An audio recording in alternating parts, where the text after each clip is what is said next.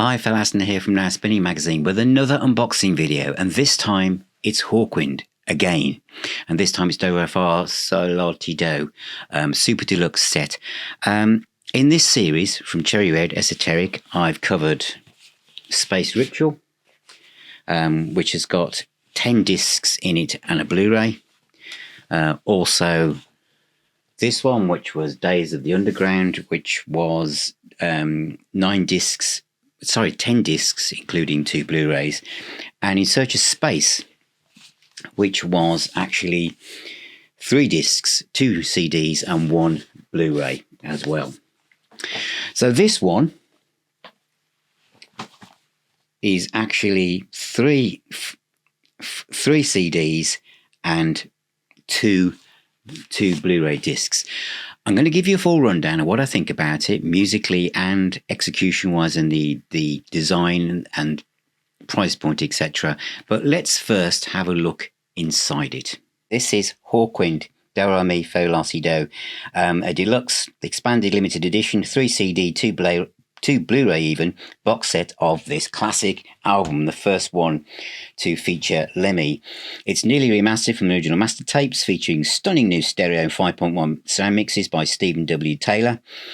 Hawkwind's performance at the Greasy Truckers Party in February '72, singles, unreleased session outtakes, and a lot more. Lavish book, replica of the 1972 Star Acts poster included in the initial pressings of the album.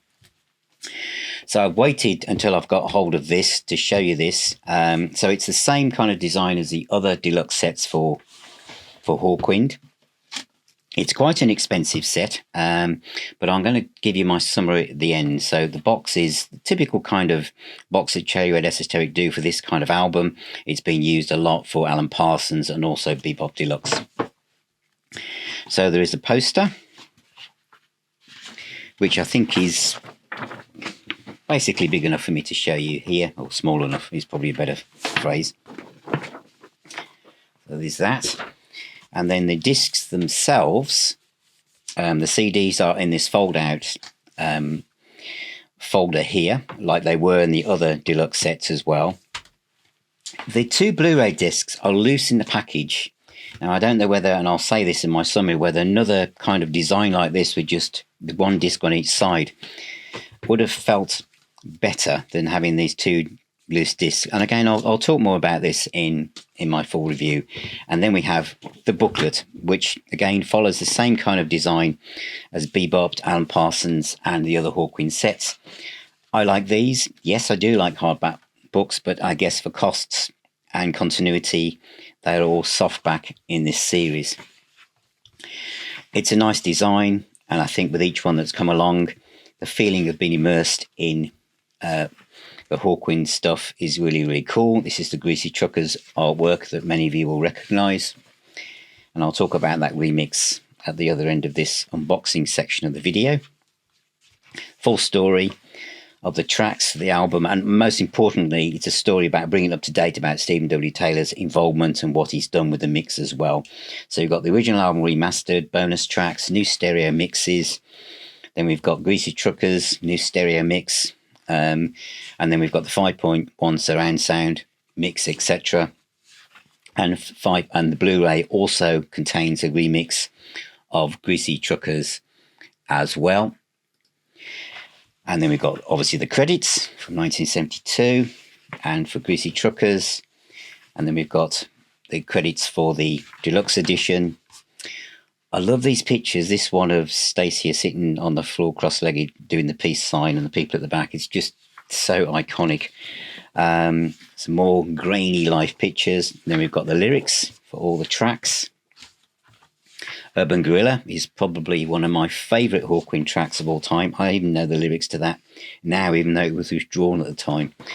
And then we've got the obligatory tape box photographs, which is one thing that they still survive. Then we've got the record vinyl label imprints as well, and then some few singles covers from around the world at the time. And then we go out the same way we came in. So that is the Super Deluxe edition of Doremi Fasol Latido by Hawkwind. So that is Doremi Fasol Latido from Hawkwind from 1972, the first album to feature Lemmy on bass, and boy does he play.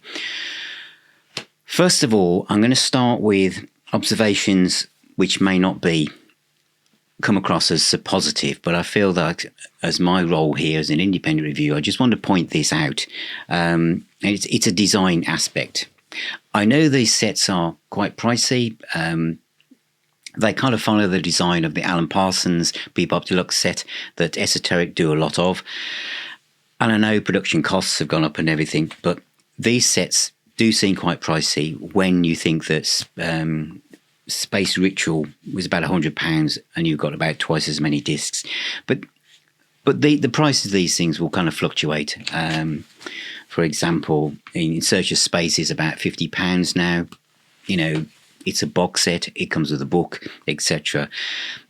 My main focal point on this is that you have this loose Blu-ray thing that you got with Space Ritual. So you've got all the fold-out stuff with all the discs in, and then you've got this one isolated Blu-ray disc that kind of falls out of the pack.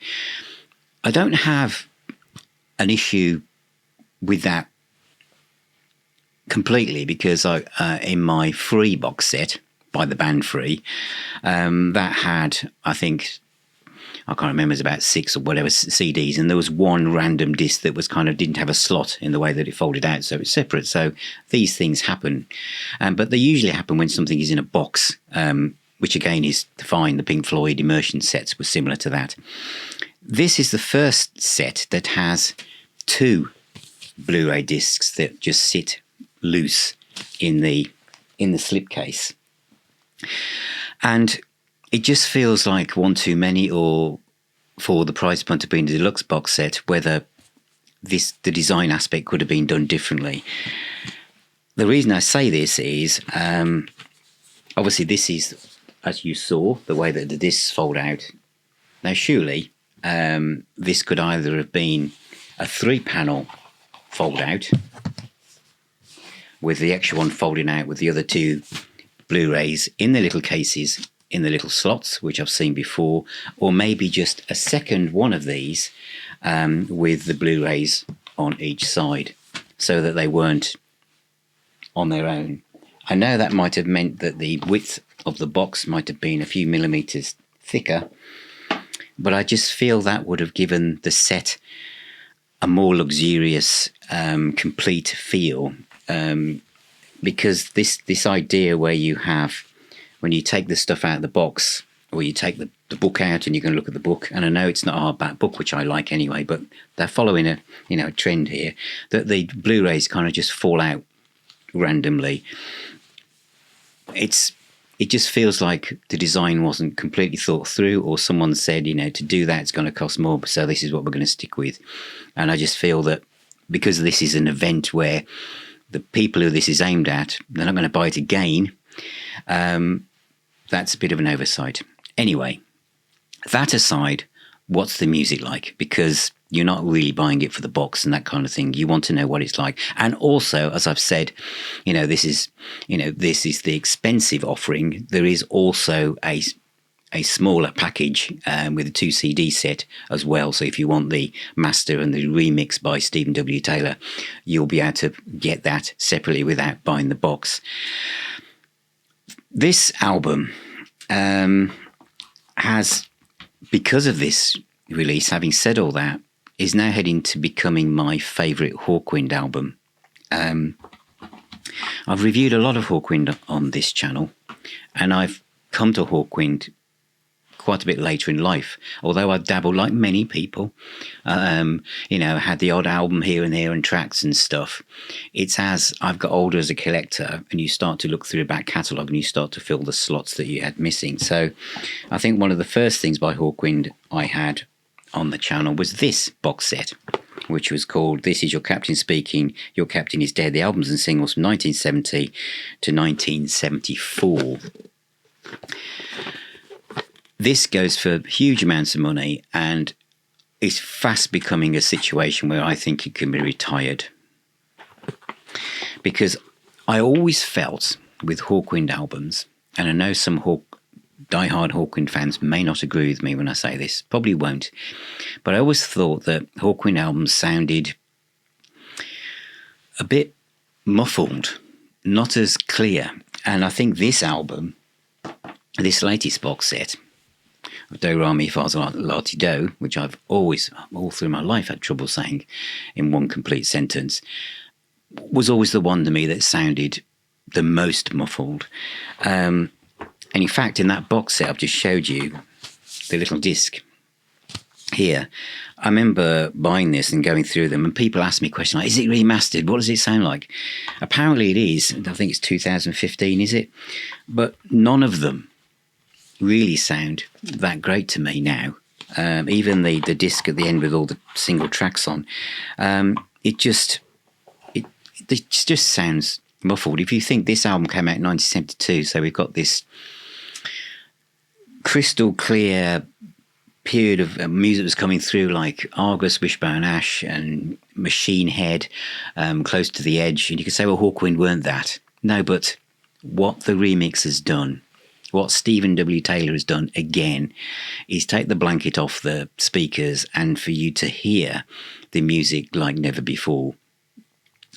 Whereas before on these sets, when I've said, sometimes the remaster, there's a difference, but it's not that big. It is here. But my attraction to these sets are the remixes. Because, as I've said before with Hawkwind, there's something about the density and the layers and layers of wind sounds and special effects and voices that just lends it to be remixed, especially in 5.1. So let's talk about just the plain remix in stereo. It sounds great, and one of the key things that my ears were drawn towards is Lemmy's bass playing. Lemmy's bass playing is clear, and also his voice, because you suddenly start to notice that's Lemmy singing that, but of course the Motorhead voice that we all know and love was still in the distance at this point. But his bass playing is fantastic, the guitar riffs are fantastic, and of course the brass and everything about that, and the 5.1 mix where you're plonked in the middle and you've got all the sound effects moving around the speakers. Never has a band been more deservingly treated with 5.1 than Hawkwind in these albums. Absolutely brilliant, really. I just want to take you back to try and, for those of you who are new to Hawkwind, or the whole kind of myth that moves around this band, not myth, but the feeling about them is, and especially my jumping off point, let's go to the Blu-ray, because it has one video on it, one video of Urban Guerrilla. Now, Urban Guerrilla is my favourite Hawkwind song of all time, and I first became aware of Hawkwind with Silver Machine, the single, and I love the guitar solo at the end. It was like this really kind of freak out solo, just whirling sound, and the follow-up was Urban Guerrilla. And in the UK, where I was in Birmingham, we were basically under the threat of the IRA and bombs and all sorts of things, and so any track that has I'm a Urban Guerrilla, I make bombs in the cell, I'm a derelict whaler, wasn't going to get much traction on the BBC. But that track, I wonder if I can find the lyrics. I might be able to. Yeah, because I just want to read some of this out, because I'm an urban guerrilla, I make bombs in the cellar, I'm a derelict dweller, I'm a potential killer, I'm a street fighting dancer, I'm a revolution romancer, I'm society's cancer, I'm a two-tone panther. But let's not talk of love and flowers and things that don't explode. We used to use our magic powers trying to do it in the road, etc. I'm a political bandit and you don't understand it. You took my dream and canned it. It's not the way I planned it. I'm society's destructor. I'm a petrol bomb constructor. I'm a cosmic light conductor. I'm the people debt collector. They were so much against the man. And they were scary. Music, where I was then, bands with long hair scared my dad. But this band scared the establishment. but they also scared me. Because I was 13 when this came out. And when I watched that video on this, I haven't looked, it's probably on YouTube, isn't it? And things like this, they always are. But you see this band with all this dry ice and stuff, and they just look scary. And you've got Stacia in all her glory, and what that must have been like, and what I wouldn't have been able to get my head around that. You know, I mean, she's a unique person, and the whole stagecraft of Hawkwind and the brass and everything, it wasn't just, they were unique.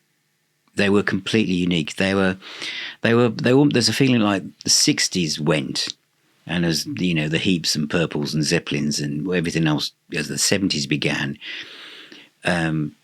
Hawkwind pulled the 60s with them. You know, they stayed in their plan, you know, their Notting Hill Gate area with the Pink Fairies and the Deviants and stuff, and they were there with all that kind of underground press and everything, breaking all the rules.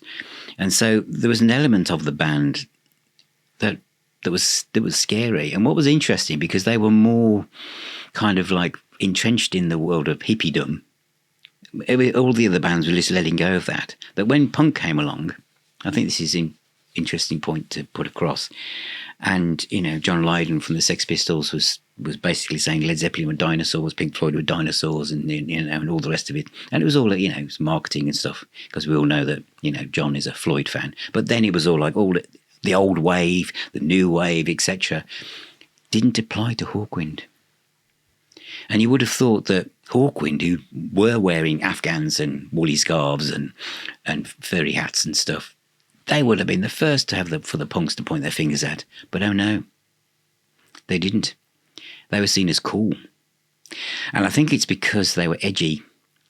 They really didn't follow anyone.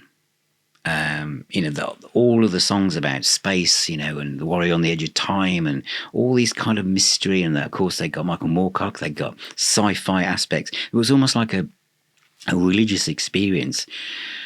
And I have to say that one of the highlights of the box is that video of Urban Guerrilla.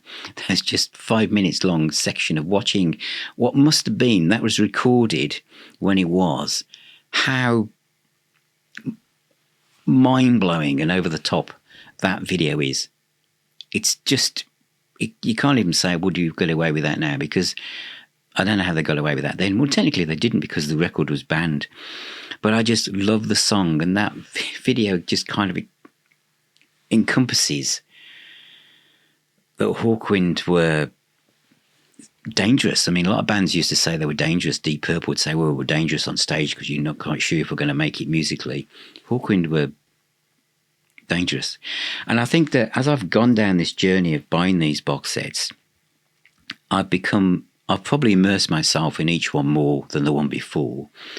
And yeah, I did like In Search of Space, and I know a lot of people said when I reviewed that, this is one of your favourites, but this one, because of now how it sounds, has come up on the inside lane and overtaken what was my favourite Hawkwind album, which was Warrior of the Edge of Time, which I was in my playlist video a week ago. But now this one is it. I think there's only one track that I kind of don't warm to that much, but everything else. I mean, the tracks like 7x7, the 1972 remake, the bonus tracks, Brainbox Pollution, Take What You Can, they're fantastic. And it's down to the remix, the new stereo mix, and of course the thing that I haven't even mentioned yet. Sorry if that's glaring at you. Probably is. That'll do. Is this, which was also in this other box that I showed you. I can't find it now. Oh, here it is. Sorry. It's all around me. The Greasy Truckers at the Roundhouse. This has also been remixed in 5.1 and remixed in stereo. And I know many people have said this is one of the best live recordings of Hawkwind. Well, if you're one of those people, you're going to absolutely love that. This, of course, is just in this box. So it was a double CD in this box, and it's a double CD on here within this panel, and it's absolutely brilliant. So there's some absolutely incredible music on here. This is your captain speaking. You shouldn't do that. You know this already. Master of the Universe, absolutely brilliant. Silver Machine, Welcome to the Future, absolutely incredible. So, am I pleased I have this? I am. I'm just, as I said at the start of this review, I just wish they could have housed those. And I know that the record company is probably watching this, or the design people probably thinking, what's wrong with them? It's just they're in the box, but they could be slotted in. It would give them more status, I think. These are Blu-rays after all. So that is out now. Will they do others? Because it's worth probably landing here, because I've just mentioned the record companies might be watching, because they might be. I think they might. They've already done Warrior on the Edge of Time, which was mixed by Stephen Wilson. That already came around in a big box. Will they just do a limited edition in this shape box? Because again, collectors, this is important to us. No, we don't haul out a CD, but we like to put things on shelves. A good example, I don't have it to hand, is the first deluxe of Rory Gallagher's first album. Giant box, album size, CD box, but as big as a vinyl box. The next one was smaller, the same shape as this. And then a lot of people thought, what's going on? And then I think the record company thought, forget it. And they didn't do any others. And we had the big BBC box instead. But I think that we have a pattern here showing. Now, whether Warrior will be revisited to re-emerge, I think the big box is out of print. You never know. However, what I do think might happen, and I hope it does, because it's possible, but I don't know how it will fit, if I've got it with me. Have I? Oh yes, I have. Sorry. God, I haven't got everything around me. I hope that Hall of the Mountain Grill from 1974 is next. What they're going to put with it? Well, there is this, the 1999 Party, which was a live double album, also from this earlier box set I showed you, which could be, if the tapes exist, remixed. So there's a possibility that next in line will be that. And then that just leaves this mysterious situation where we had this box set, which pulled together all the Charisma year albums, but one, Astounding Sounds, which then sits out on its own as being the only one that hasn't been given the deluxe treatment from this period. That is taken into account if Hall from Mountain Grill, which is a lovely cafe, I believe, doesn't happen. So we'll see. Anyway, bit off track there. But this, yes, it is an expensive set. If you've liked all the others and you are a super Hawkwind fan, then you're going to just move everything out of the way to go and get this. If you don't want to go this far, but you're really interested in the remixes because of what Stephen W. Taylor has done to the Hawkwind back catalogue, you can go and get a 2 CD version, so you don't have to go here. But this is where the Live Truckers CDs, not only on CD as a double CD, but also as a Blu-ray. And of course, the album itself is on Blu-ray with Urban Guerrilla as a video. So that is out now. Let me know what you think. Have you got it? Are you going to get it? What do you think of the album anyway? Where do you position it in the world of Hawkwind? I've been very interested to know. So thank you for watching. Thank you for being here. Thank you for all your messages and emails. Remember, music is the healer and the doctor. Please subscribe. Become a patron or YouTube member, and you'll get to see not only all my videos, but you'll be invited to the Facebook group and the WhatsApp group to talk to like-minded people from around the world within the Now Spinning magazine multiverse, and also invited to 2 virtual meetups we have every single month. So take care, keep spinning those discs, and I'll talk to you all very, very soon.